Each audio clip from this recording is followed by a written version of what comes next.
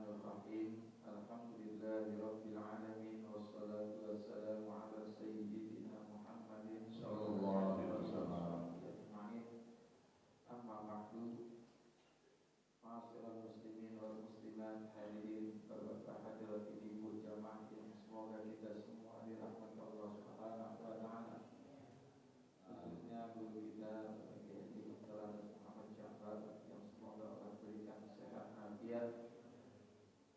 Dan juga Bapak Kiai para Furqan, Ustaz Al-Habib Mustafa Al-Habib, pengurus Masjid Jami Baitul Amin dan pengurus Majlis Taklim Ukhuwah Islamiyah yang semoga semua dirahmati Allah Subhanahu wa taala. Amin. Wa fi sanadil muttasili ila imami muhaddithi rahimahullah wa adaman naf'abihi wa bi barakati ulumi wa bikum fid daraini amin. Qala radhiyallahu anhu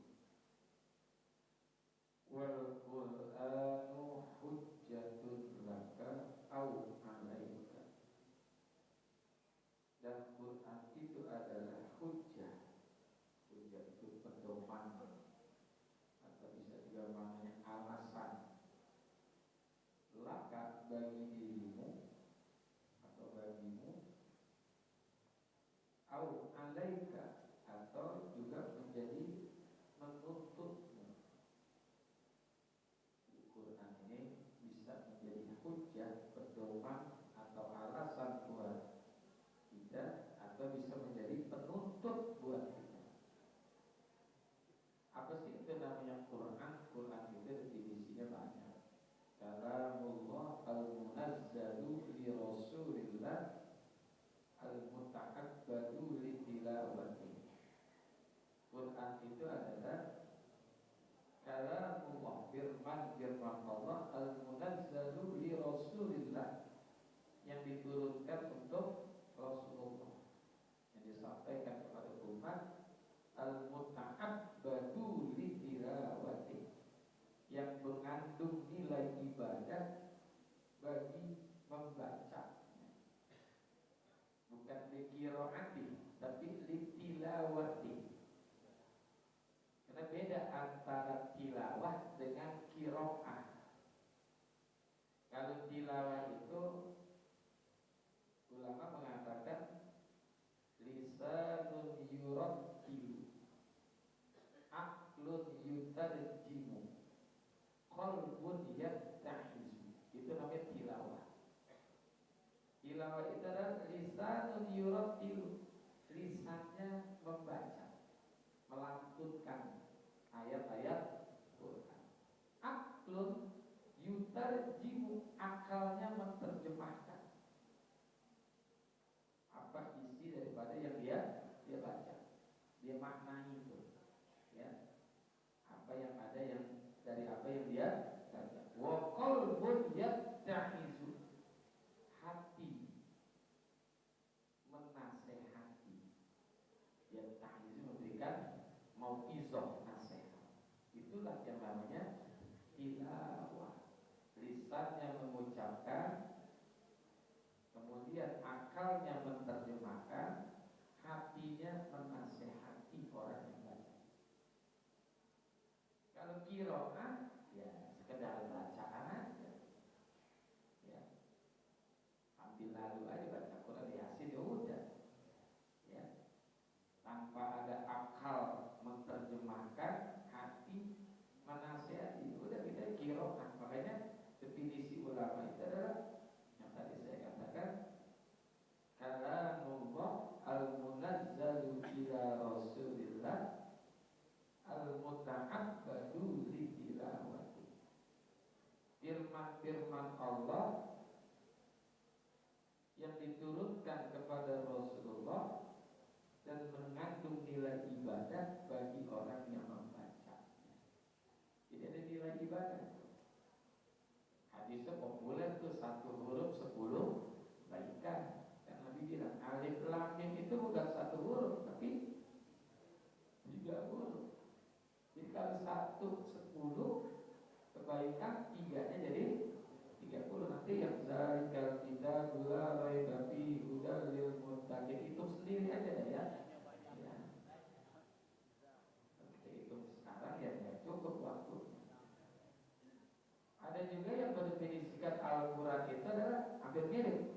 al-kalamul munazzalu ala Muhammadin lil ijazi bi aqsara suratin minhu.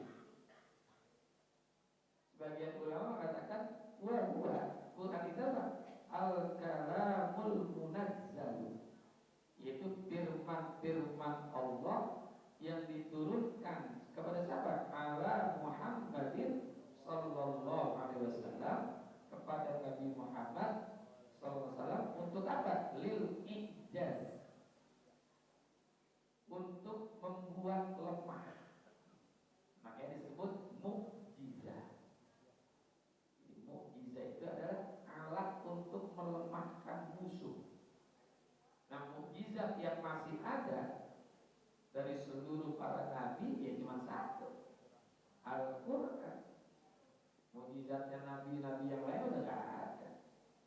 Nabi Musa, mukjizatnya apa? Dia punya tongkat.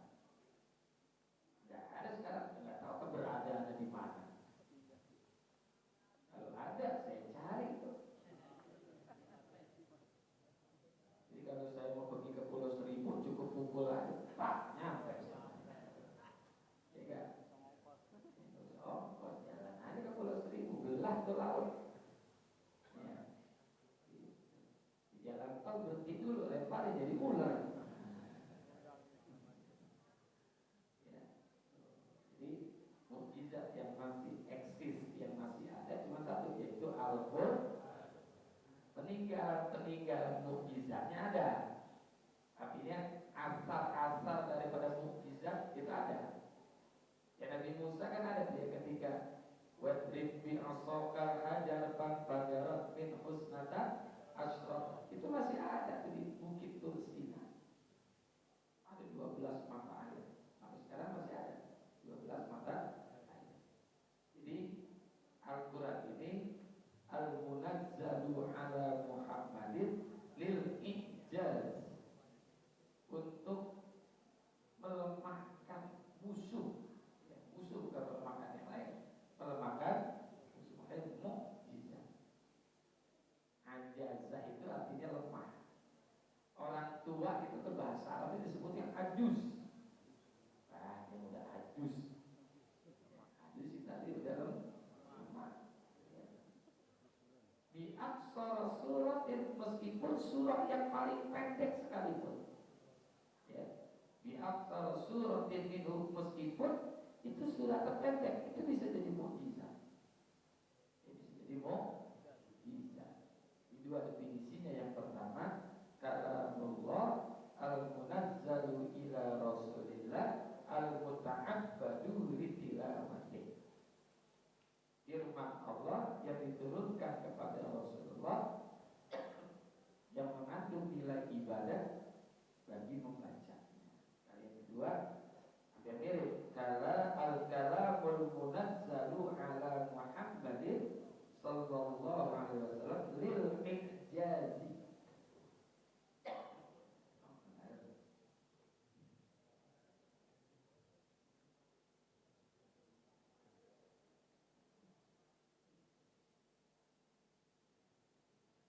Jadi lil ijaz, untuk memperlemah musuh, ya.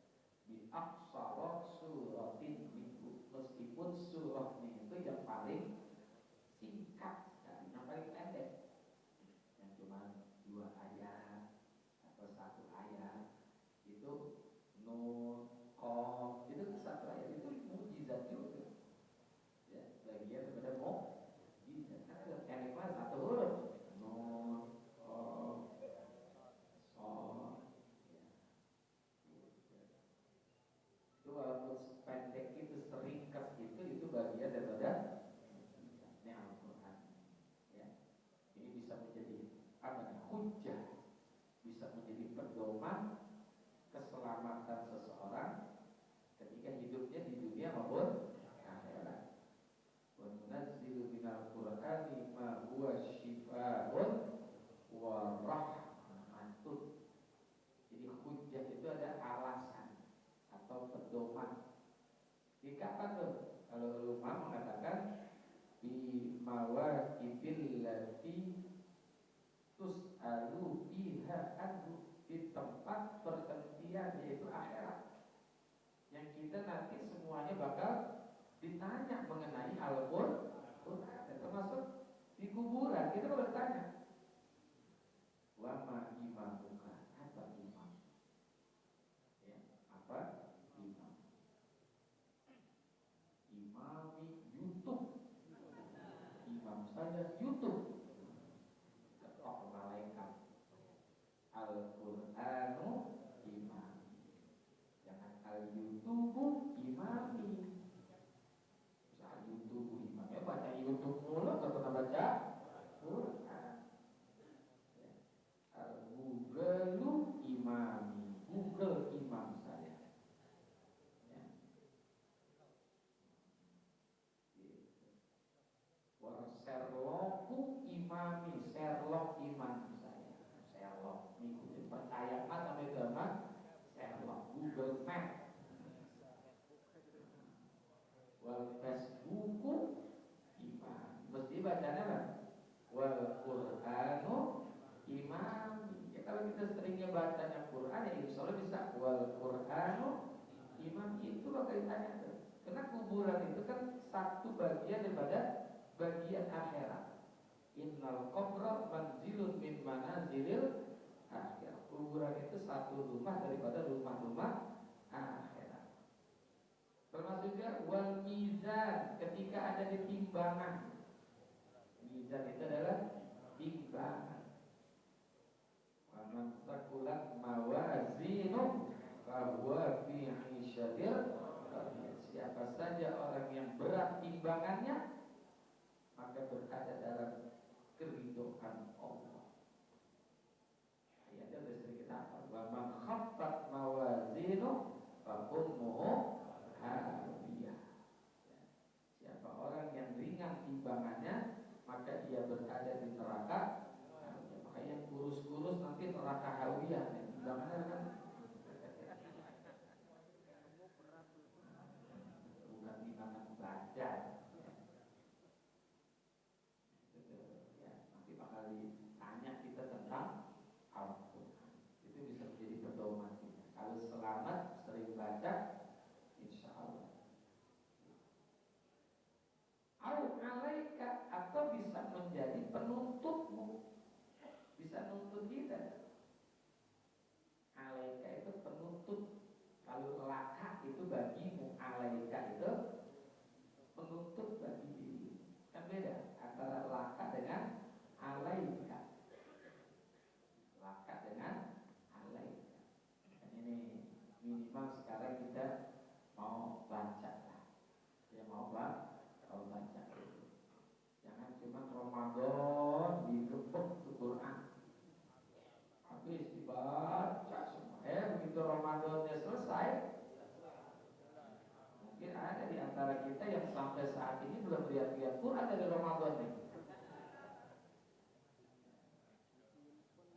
Ya kan, ada nggak? Ada. Kita baca. Nah, setelah kita baca, kita maknai.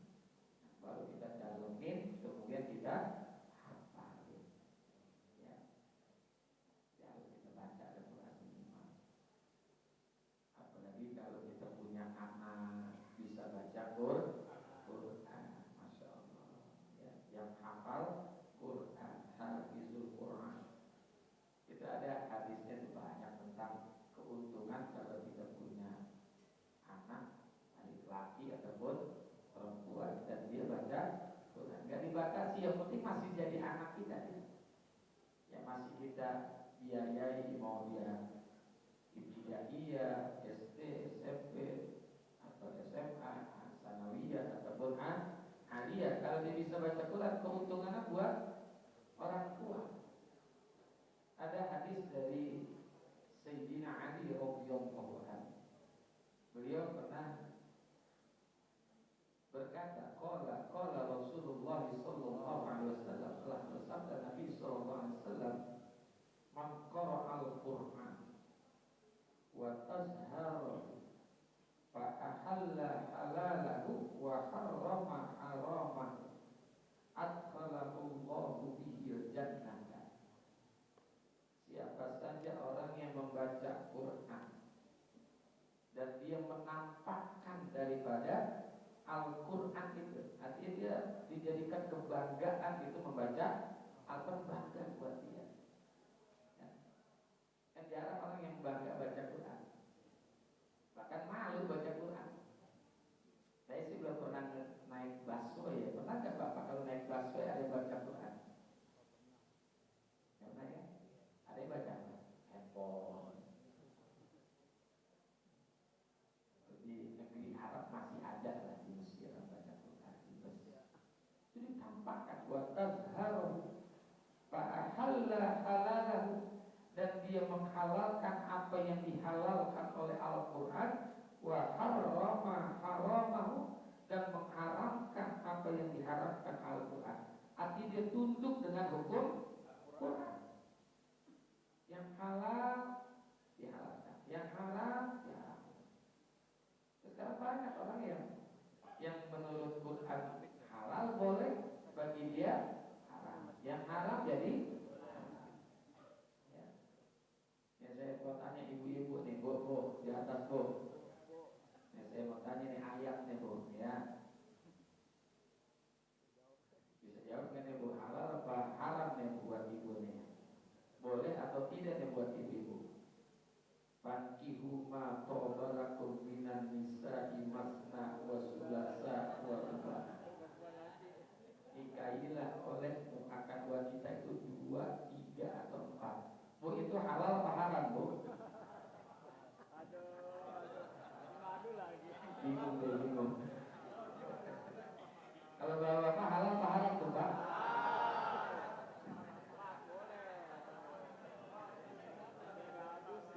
Kata ibu enak di dia, gak enak di gua ya.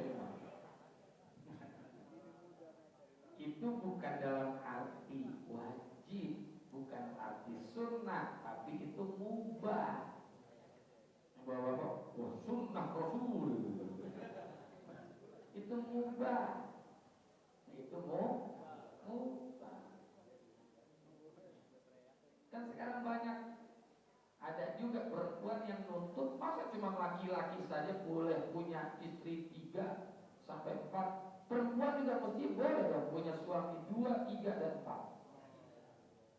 Ini banyak nih ya.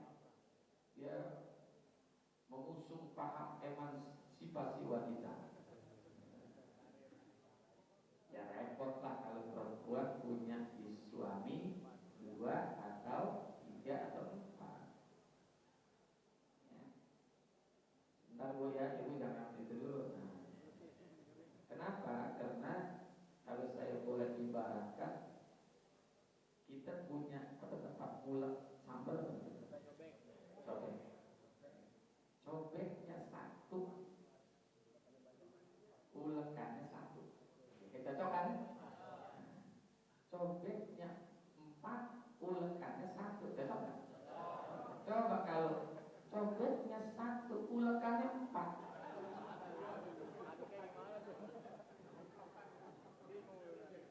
Kalau kurang paham juga, sekarang ketel, tahu ketel? Ketel. Ada tamu 4, gelasnya berapa? 4. Ketelnya 1. Coba kalau ada tamu 4, ketelnya 4. Gelasnya 1. Tapi ingat Pak, kita ini ketelnya ketel udah patah. Jangan belagu. Ketel udah patah, tutupnya udah soplak, pengen punya gelas 4 ya.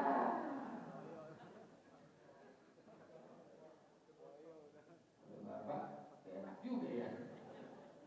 Ini hukum Quran nih. Orang yang menghalalkan Quran, apa yang di dalam Quran, mengharamkan apa yang di dalam Al-Quran. Apa kata Rasulullah? Adkhalahullahu bihil jannah. Allah akan memasukkan orang itu dengan sebab Al-Quran tersebut akan surga. Bukan hanya dia masuk surga, wa syafa'ahu min asrati min ahli baitih, dan anak itu bisa memberikan pertolongan kepada 10. Bahkan ada ulama katakan bukan 10, tujuan daripada keluarganya. Kulluhum qad wajabat lahun nar. Yang keluarganya, puluhan keluarganya itu udah dipastikan masuk ke dalam neraka. Bisa ditolong kalau punya anak bisa baca Quran. Pengen punya anak kayak gitu? Masukin STM. Aduh, kabel katanya. STM yang bisa baca Quran. Kalau anak aliyah bisa baca Quran, wajar. Anak pesantren bisa baca Quran, bisa hafal Quran, wajar. Tapi anak STM baca Quran yang bagus, dia hafal. Bukan hanya bagus, tapi hebat. Kalau pesantren, bagus. Ya, bisa hafal Quran, bagus. Kalau anak STM, bukan bagus, hebat. Kayak saya bilang, masukin STM.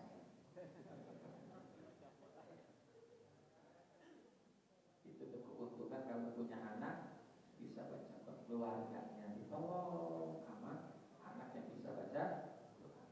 Kalau riwayat Imam Abu Nuaim ini ada di buku yang saya pernah waktu umroh itu iseng-iseng tuh di airport, ya kan ada buku-buku itu jadi ternyata di situ Fadilatul Quran, keutamaan daripada iseng-iseng. Jadi ujungnya ada hadis yang saya sempat bingung, tumben-tumbenan ya orang Saudi nempelin hadis ini di sini. Ya. Masukin hadis ini di dalam buku itu. Apa hadisnya? Man qara'al Qur'an wa ta'allamahu wa amila bihi ulbisa walidahu yaumal qiyamati tajjan min nurin dawuhu mislu dawis syamsi. Rasulullah sabdakan, siapa saja orang yang membaca Quran dan dia belajar Al-Quran serta dia amalkan itu Al-Quran, niscaya kedua orang tuanya akan dipakaikan pakaian yang kokoh. Apa pakaiannya? Tajan, mahkota. Taj itu mahkota. Tajuddin, maknanya ada orang namanya Tajuddin itu taj, mahkota. Min nur, yang terbuat dari cahaya. Dau'uhu mislu dau'is syamsi, yang cahaya mahkota itu lebih indah daripada cahaya matahari atau seperti cahaya matahari. Biasanya kan kalau yang pakai mahkota itu apa namanya, ratu kecantikan, ya, Miss Universe. Ada nggak ibu-ibu sini yang pernah ikut ratu kecantikan? Ada? Saya nggak kepake semua ya. Itu dipakai nanti mahkota yang terbuat dari cahaya. Bukan hanya cahaya saja, mahkota saja. Wa yuksa walidahu kullatain, dan kedua orang tuanya dipakaikan baju yang kuat. Cakap lagi nih, kuat. Kalau cakap masih biasa nih, kuat. Kedua orang tuanya, ayah dan ibunya. La yakumu lahumad dunya, yang gak ada bandingannya ketika di dunia, yang belum pernah dipakai di dunia. Maka kedua orang tuanya bertanya, fayakulan, maka kedua orang tuanya itu tanya, bima kusina hati, dengan sebab apa kami dipakaikan mahkota, pakaian yang cakep seperti ini. Padahal ketika di dunia belum pernah pakai mahkota, belum pernah pakai pakaian yang cakep. Fayuqalu, maka dijawab, bi ahzi waladikum al-Qur'an, karena anak-anakmu dulu ketika di dunia rajin baca Quran. Kita sekarang bacanya apa? Ya, itulah. Ya, makanya untung kalau anak kita masuk di pesantren, ya. Nah, kalau pesantren handphone nggak boleh kan ya? Iya, dia belajar Quran. Ini masukin pesantren, kalau anak itu baru masukin pesantren, baru masukin pesantren, jangan.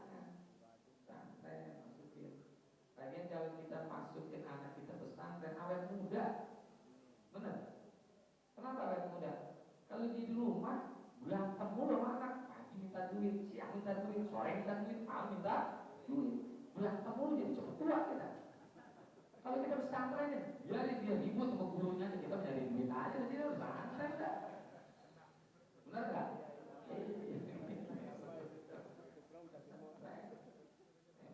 Keuntungan bisa baca Quran khususnya anak-anak kita, apalagi dia hafal Quran, masya Allah. Cakep nggak dong? Ini nanti Quran yang menjadi hujah atau menjadi penutup buat ya, tidak tergantung di mana kita baca atau tidak. Kullun nasi yabdu wallahu a'lam.